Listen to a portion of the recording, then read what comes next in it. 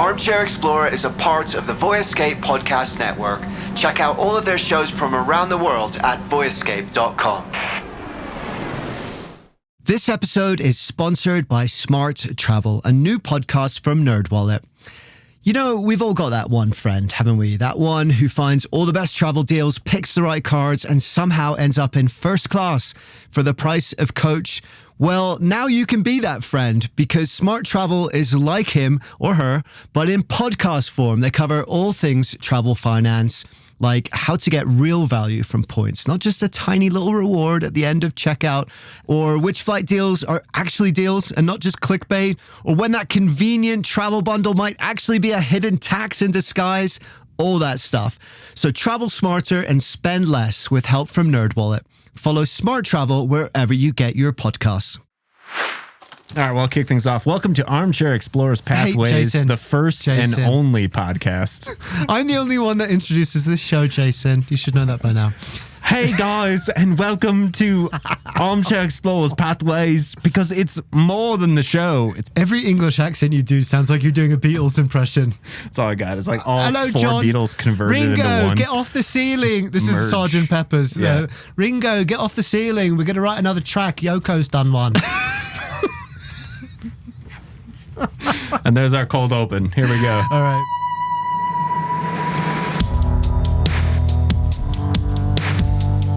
All right, guys, welcome to Armchair Explorer Mach 2 2.0 in a way, because we are relaunching the show. Super excited about this. We're going to do a ton of new episodes, a ton of new formats we haven't done before, including this one. The other person you hear here is Jason Paton. He is the lead producer here at Armchair Productions. You may have heard him in the past. You have a fantastic laugh. Actually, one of the things I love traveling with you the most about is I always know when things are going well, because you hear cackling in the background. You hear this enormous seal laugh. And I'm like, we're getting good stuff. You can't fake that. No, you can't fake that stuff. Okay, so this is what the new format is going to be about. And the reason why I really wanted to do it is because there's so many great stories out there. There's so many cool people that we were meeting when we were doing these trips. And we just didn't have enough time to put that stuff out. And when I started this 4 years ago, in my walk-in wardrobe, Jason, you would have approved of this as a sound booth, by the way. It was my walk-in wardrobe, and I put a duvet, which is English for a blanket. Oh, okay. Yeah, all around it. And I was allowed in there for a good 6 months until I made the mistake of like filming myself on Instagram. You fool. And Jill was like, you've just filmed our walk-in wardrobe. So that ended the whole walk-in wardrobe thing. Anyway, we started out with just me doing what I call kind of our signature episodes, where we're speaking to incredible adventurers. They're telling us their best story from the road. We're mixing that together with music and sound design and little bits and pieces from me. And then, you know, when you came on, Jason, you had this idea to like actually go there and do these trips and record it on location, which was awesome. And that kind of started our immersive stuff that we do, or on location stuff. But the problem with those extensive trips is that we come away with hundreds of hours more tape than we can actually utilize for So the idea of this, I don't know if it's a second series, it's like a reinvention, whatever it is we're going to put out 2 episodes a week, and they're all going to be themed differently. So our adventure episodes, our journey episodes are going to be those original pieces of content, and I love them. You know, some of my favorite stuff. We're going to do immersion episodes, which are going to be our on-location stuff that we recorded out in the field. But we're also going to do episodes that are about connecting with people. We're also going to do stuff that's like just bucket list moments. We're calling this episode, though, we're going to do this at the first of the month, hopefully every month. And we've called this Pathways. It is the pathways to the content you have not experienced yet. This is going to be a lot of fun. We have such a laugh on the road. And we thought it'd be really fun to get together in the studio and show basically what we've got coming up this month. We've got a ton of great stuff. You're going to hear some clips. We're going to tell you a little bit of behind the scenes stuff from some of the trips we've done. And we're also going to talk to you about some Halloween specials that are coming up in this month of October.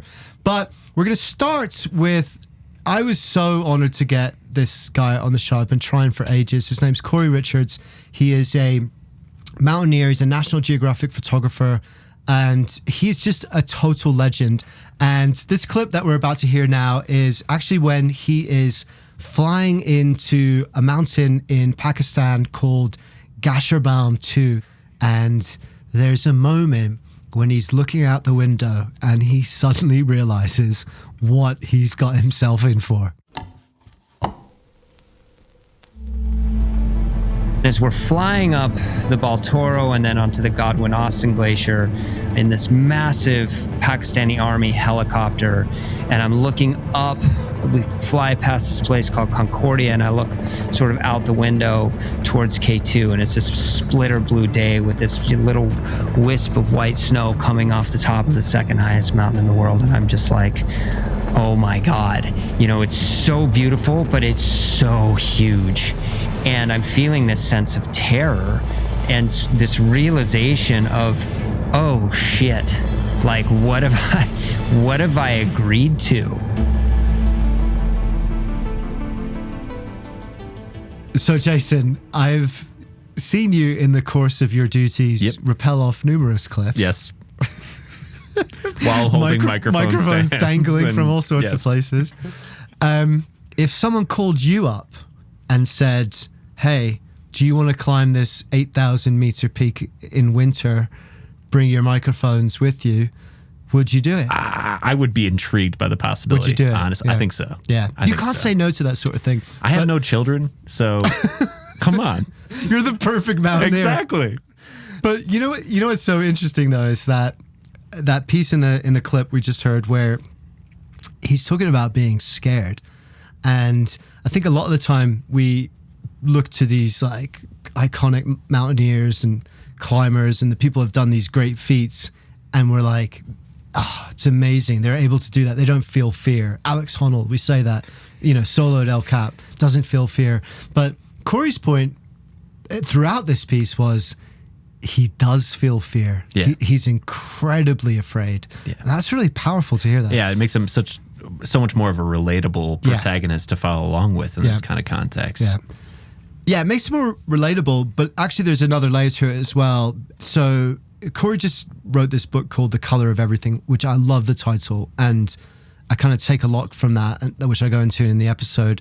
But he is someone that has struggled with serious mental health through his whole life. He went through some shit during childhood, really affected him. But he also got to experience incredible nature during his childhood. His dad taught him climbing and mountaineering. And so there's these two threads of his life. And one of the really interesting things about talking with him is he's so honest about that mental health side. I don't talk about this on the show at all, but I talk about it in my real life with my friends and family a lot. As someone that's gone through mental health stuff personally, I know how easy it would be to hide that. And he is not that guy. He is putting that out front and center. And I think that's one of the things that makes this episode really special for me too. Yeah, I think, I mean, that level of honesty just makes it mean all the more. Yeah.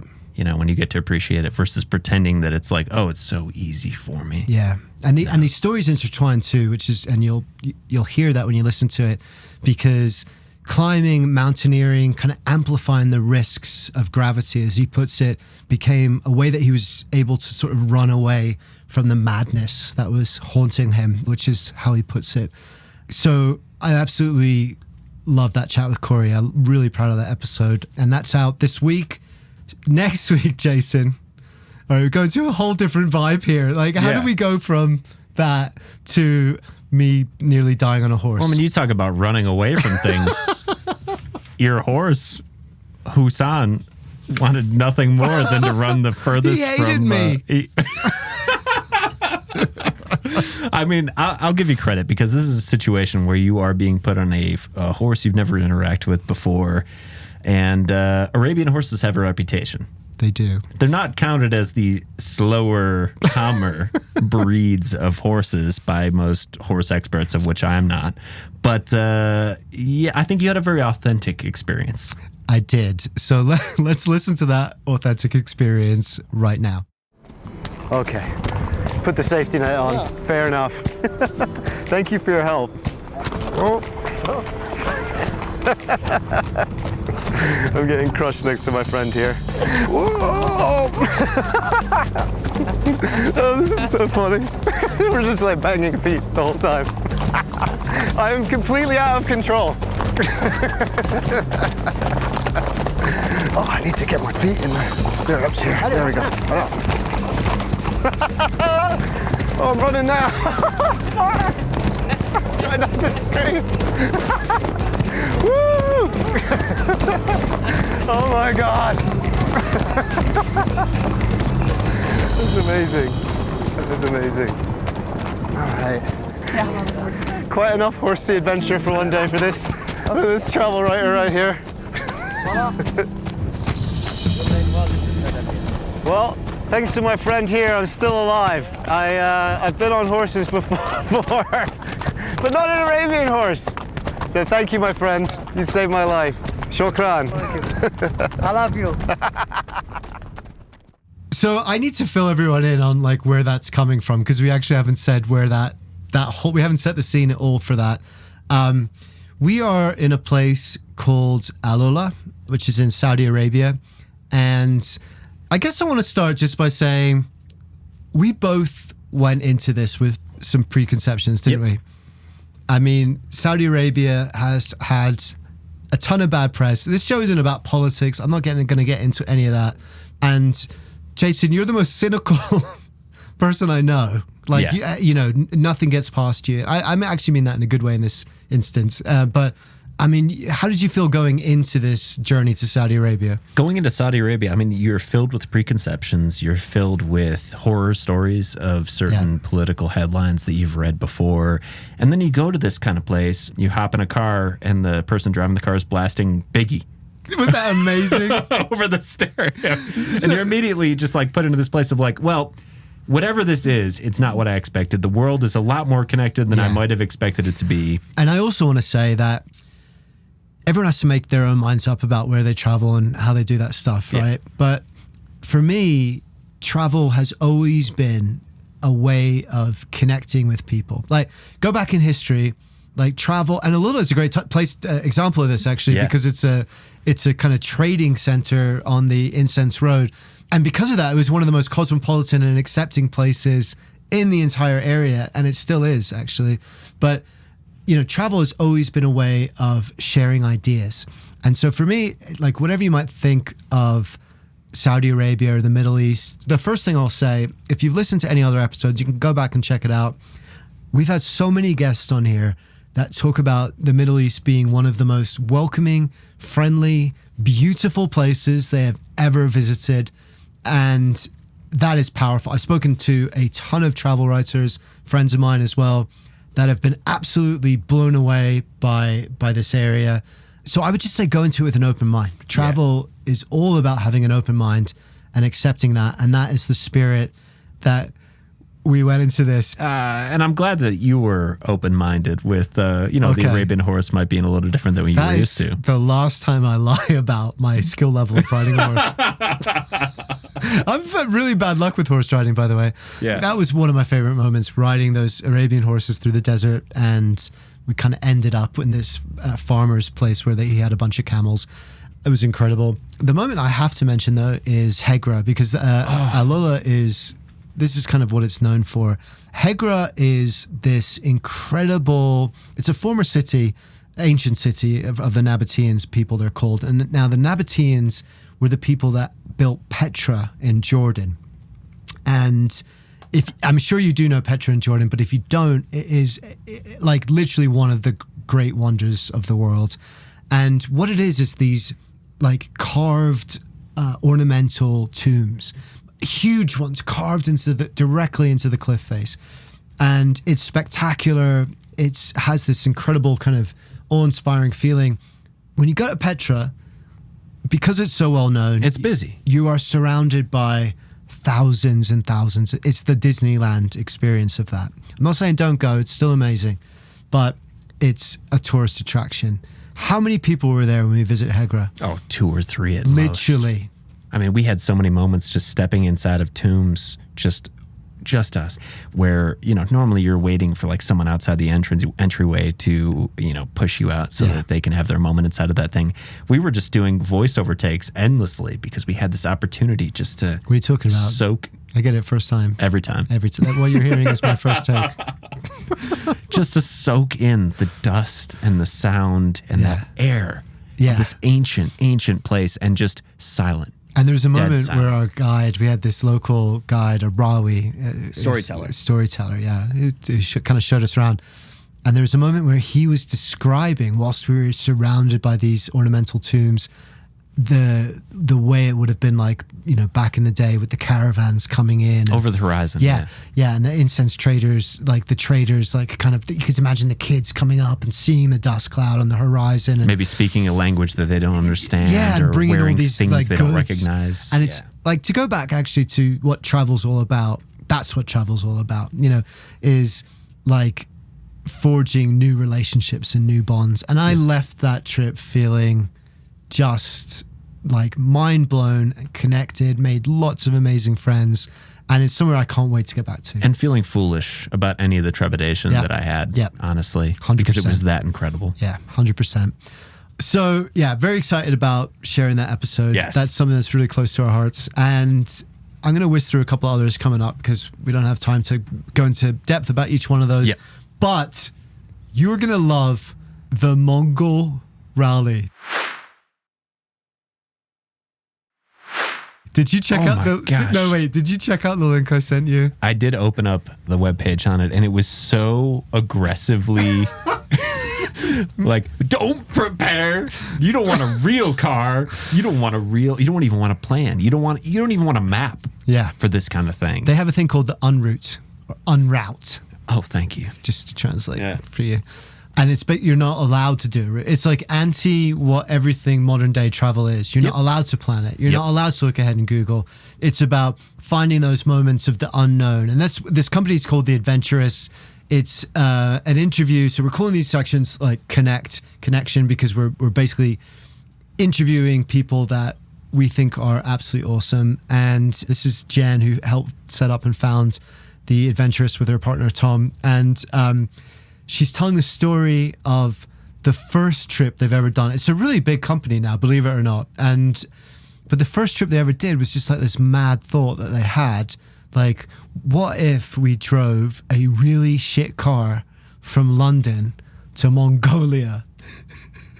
Like, you've had that thought. Like that. No, I have not had that thought. Everyone's had that thought in a pub or wherever. Of what would happen.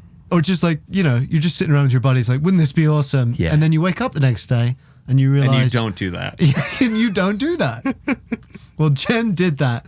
And this is the story of the first ever Mongol rally. So I'm just going to read you this real quick.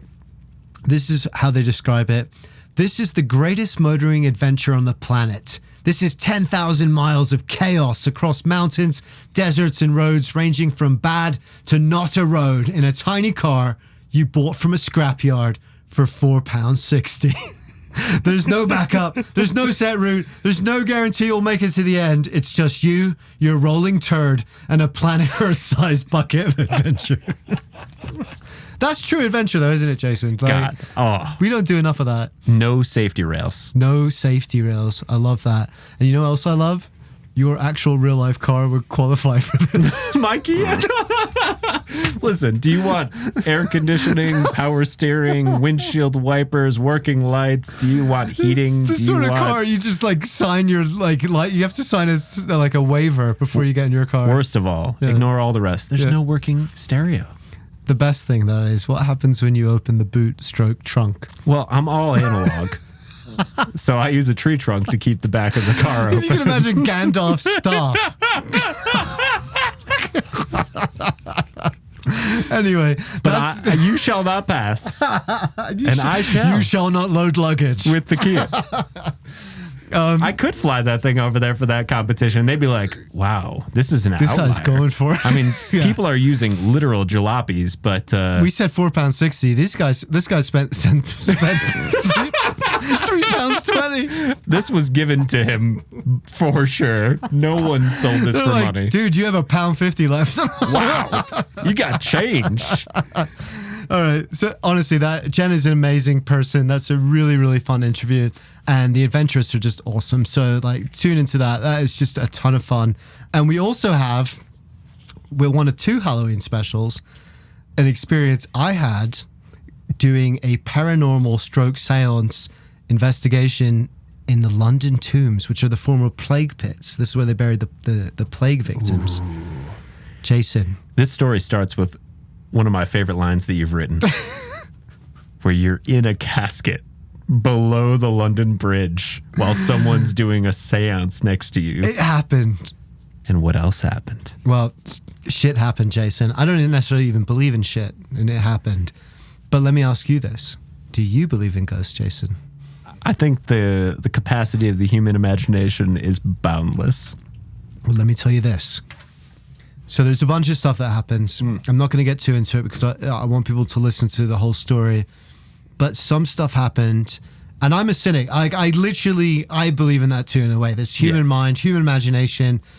And I do also believe that there's more than, nuts and bolts to the world, right? And we haven't come to the end. There's a sense that I think that we've always reached the end of our knowledge. Like every point in history feels like we've reached the end of our knowledge. We've solved it. And then we look back and laugh later. Newton's figured it all out. I mean, you and I have literally had experiences in parts of the world where we're both like, oh, and this is one that you did solo. Yeah. But it was one that left me scratching a little bit. Anyway, there's something called table tipping.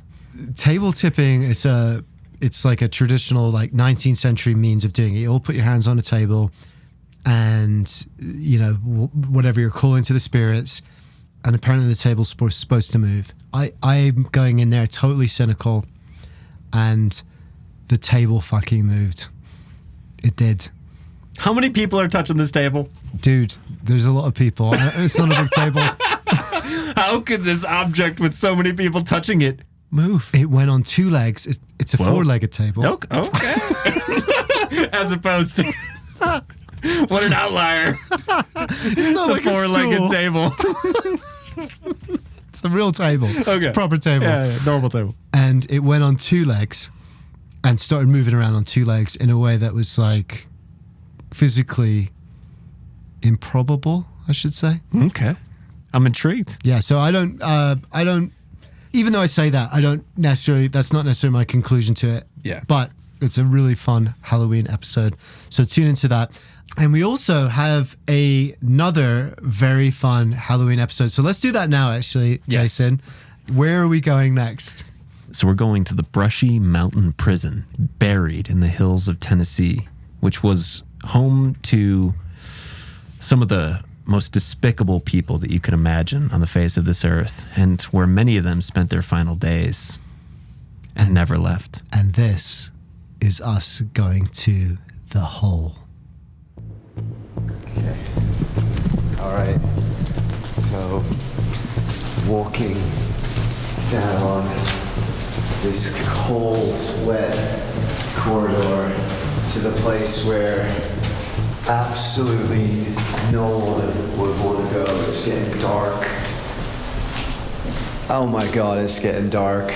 We're having to put a flashlight on to walk down these steps. Oh my God. Seriously, what was that? Did you hear that? There's a thing back there, it's a little video recording. I don't know why it's going off right now, but... You guys put a video recording without telling anyone down here? I literally heard a voice and jumped out of my skin. So this is the hole. Oh my God.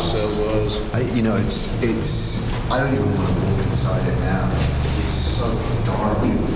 This is terrifying. It's completely dark. We're in a basement.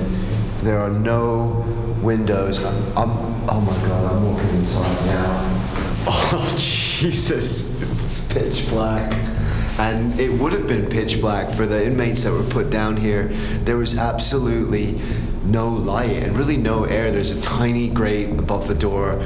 I'm standing in the middle here and my hands are touching both sides. There's barely long enough to fit a bed. I've been in here for about 30 seconds and I can't wait to get out. It feels insanely claustrophobic and scary and dark. And the inmates that were put in here would have spent 23 hours a day in here for days and weeks and even months on end. It was the most feared part of the entire prison. And you can feel it. You can really feel it. So before we get into talking about specifics about the hole, I just want to talk about what it felt like being in this place itself. It took a while to drive into the prison itself. We were just going through the hills of Tennessee, through the forest, small towns, and then after climbing, switchback after switchback after switchback, you finally emerge in this fog-covered canyon. Yeah. Layered in the thickest trees you've seen, with no clear horizon behind it. It just kind of stops at the walls of this prison. Oh my, it was so Stephen King, wasn't it? Yeah. Oh, full of fog and everything, and it almost picture perfect for some kind of cinematic situation. But this place was not something that was exaggerated by some movie. It is a place of horror. It was a place where the prisoners themselves were horrific people, but they were also put into horrific situations of places of extreme temperature, extreme cold in the winter, extreme heat in the summer, and worked to literal death in coal mines on the property of the prison. Yeah. Coal mines that would sometimes just collapse, and their last screams just kind of dying out, muffled by the earth itself. So we walk through these doors, it's like if you could imagine a castle, a fort crumbling, stone walls just crumbling. There's a huge gate, that kind of just iron gate that just creaks open. It's terrifying, and it's just us and the master distiller of this whiskey place. It's like the most genius whiskey distillery ever. Yeah. Because basically what you do is you have a tour of this place, and then what do you need after you've had toured this place? Your shaking hands just desperately need a drink of literally anything to forget the horror. You will pay any money of what you've just experienced. It's a seriously scary place. There's loads of just the worst people, serial killers, the absolute worst. The assassin of Martin Luther King Jr. was put there. So we tour the cell blocks. The cell blocks are insane. They are tiny. And 2 people live there. They're awful. It feels incredibly oppressive. There's the courtyard where there's a whipping post that was used until 1980. 80s. A whipping post. So it's a really pleasant place. Yeah. Do you remember the cafeteria? There were slots for them to put... Is cafeteria the right word? No. That sounds nice, doesn't it? Sounds way too friendly. It sounds like, can I have a latte? All these people that were kept in these cells for 23 hours a day were finally let out into this place where they did unspeakable things to each other, such that the guards would have shotgun ports into the walls so they could fire through into the... And I hate to call it a cafeteria. What would you call it? I mean, a cafeteria makes it seem like, can I have a caramel macchiato? I'll take the chocolate milk, please. No, this was can I not get shanked by James Earl Ray, who happens to be in the cell next to me? So then we get down to the hole. The hole basically is like a dungeon that you go down. There's no windows. It's pitch black. There's no way into it apart from this one door. And there's 3 cells.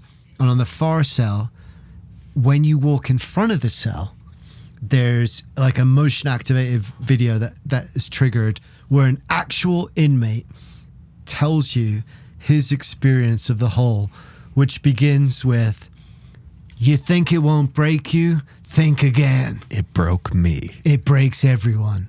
Except that video is only triggered if someone goes in front of it. Yeah, we saw them, the laser device that shoots out in front of the cell that triggers it. But it triggered when we were hundreds of feet away, around 3 corners from it. It kept going. Yeah. And it just kept on going. It is the greatest Halloween whiskey tour you'll ever do. So listen to that. It is a ton of fun. I cannot ruin for you the ending of his monologue, but it's but I will.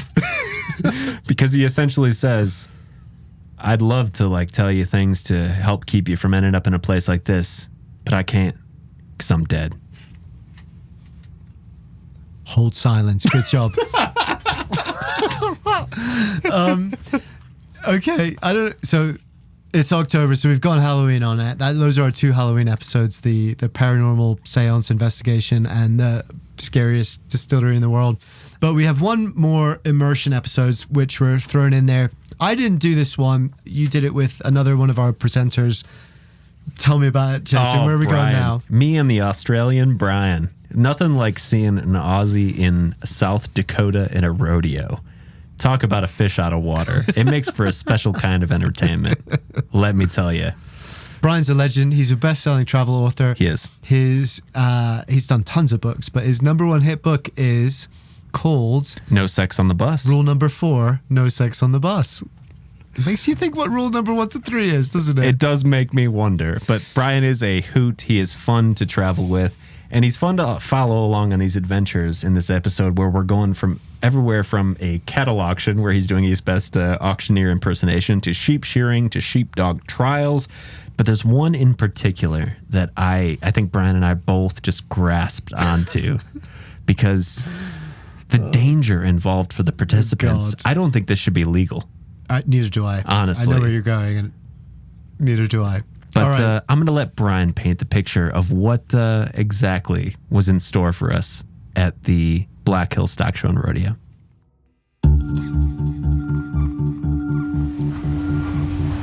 In front of me, a rider is getting ready.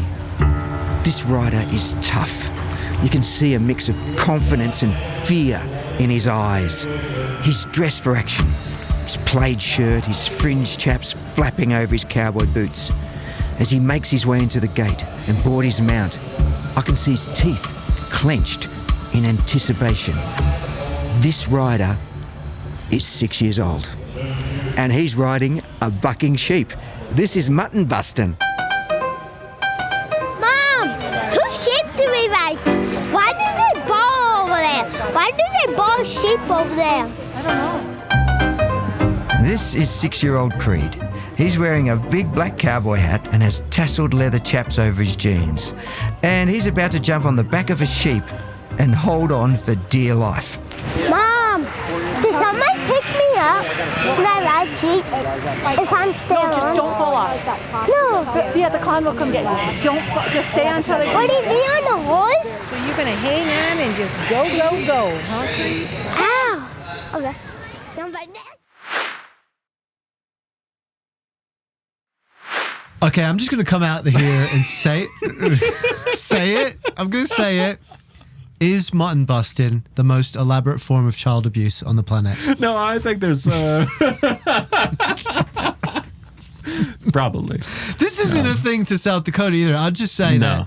I've been to rodeos in Colorado and elsewhere. This is a common thing. Mm-hmm. People strap their young children to sheep. Yep. But you know what I found super interesting about this event in particular is like I have seen mutton busting. I've seen it where I grew up in New York. I've seen it in Colorado. I've seen it in South Dakota. I've seen it in Oregon. I've seen it all over the place.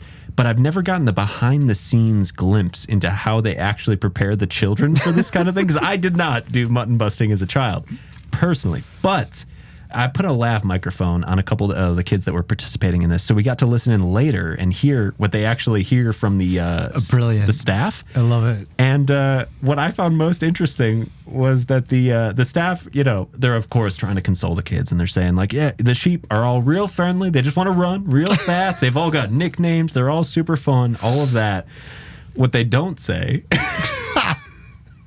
is that the sheep wants nothing to do with you in the slightest. Of course it doesn't. There's just this weird fly on their backs that they're trying to shed off at the nearest opportunity. The sheep is like, what the fuck is going on? Yeah, literally. Yeah. Like, who was the first, like, was the first person arrested? Someone who needed a moment to go grab a beer from the nearest Was it like, place. instead of get to your hold room? on to that sheep. Yeah, exactly. Like, didn't eat your peas? Hold on to that damn sheep. And you know what? There's a lot of different pieces to that episode I like. And one big part of it actually was the sheepdog trials. And what I will say is, and this is why this is special to me. So when I grew up in England, we had 4 channels on the. This is like way back in black and white, Jason, before the internet. Ye olde Aaron. Everything was in black and we didn't even have color real life. Life wasn't even. No, it wasn't even color yet. Yep. And we had 4 channels of TV. That's it. And then for like a month every year, Channel 4 would be taken over with something called One Man and His Dog. What in the heck is this? And it was like a month of sheepdog trials. What? Yeah, it's true. It's true. But no, I got to tell you, my favorite, you're going to appreciate this because I'm going to note your sound design here. Yeah. When you listen to the episodes, there's so many little details that Jason puts in there with these little sounds and the music that you're hearing around it. A lot of times you won't notice it, but it creates this kind of whole immersive effect. This episode is one of the best you've done, I think, mate, actually. It's like you really are in the middle of the arena. You actually mic'd up a lot of the competitors, so we literally are in the middle of the arena. You literally are in the middle of the arena because this was one of those events that I feel so fortunate to cover because they let me put microphones everywhere. Yeah. Including on the children riding sheep. What's his name again? Creed. Little Creed. Had a laugh mic. 6-year-old Creed wearing a helmet with a mohawk sticking out of the top of it. Of course he was. He was a true badass. What a dude. So there's loads of those little beautiful details, but my favorite piece is, so Brian goes over and he's speaking with one of the people that's selling one of the bulls. And so there's lots of bulls going on an auction there. And Brian's like, so, does a bull have to be good in bed? And the farmer, for his credit, of course, he first has to work through the accent in his mind and be like, what is he saying? What exactly is he saying? Oh, I get what he's saying. Yeah. And the dude starts cracking up, of course. Yeah. And I could not help myself but put in a little sultry saxophone underneath saxophone solo. That saxophone solo shows your attention to detail and your genius, Jason Paton. So, guys, it's been a ton of fun, mate. I hope we get to do this a few more times. Yeah, it's been a ton of fun. I hope you enjoyed it too. So we got lots of fun stuff coming up. We're going to the Himalayas. We're going to Alula. We're falling off horses. We're going for a rally to Mongolia. We're going to do tons of great stuff this month coming up. I'm really, really excited about this new format because it just means we get to tell more stories in more creative ways. So if you enjoyed today's episode, if you're looking forward to what's to come, please do follow the episode, subscribe wherever you get your shows. The way this algorithm works, algorithms control our life, guys. And the way the algorithm works is if you don't follow, if you don't subscribe, it just doesn't pop up in your feed after a couple of episodes. So you'll miss out on stuff. And it's great to be reminded of things you might want to listen to. You might not want to listen to every episode, but it's good to be reminded of what you might want to listen to. So please do follow and subscribe. Where should we connect on social media, Jason? You can find us at armchair-productions.com, the audio expert. Wait, what? No, we're going to do the social media first. I don't know our social media. Jason hates doing I hate this. social media. No, you're going to have to do it because keep me up. What do I say? No, we're going live here. This is still live. You don't even know our social media? I follow us at Armchair-Explorer. No, that's the website. You're supposed to be the millennial. Well, let me look it up. It's Instagram. It's called Instagram. It's a social media platform. Instagram, you say? Yeah, Instagram. Not Gran. That's a whole other thing. Instagram. Yeah.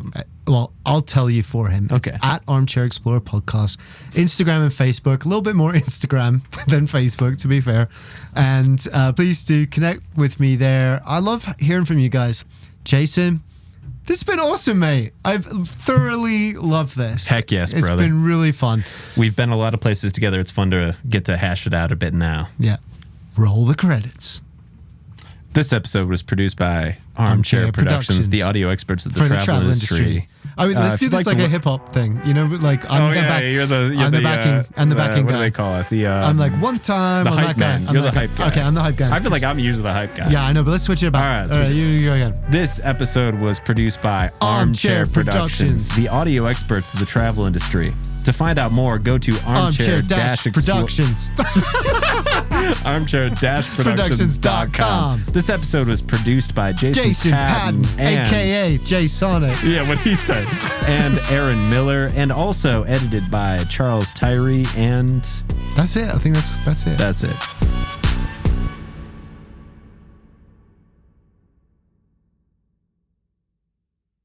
I'm Max Hartshorn, host of the Go Nomad Travel Podcast.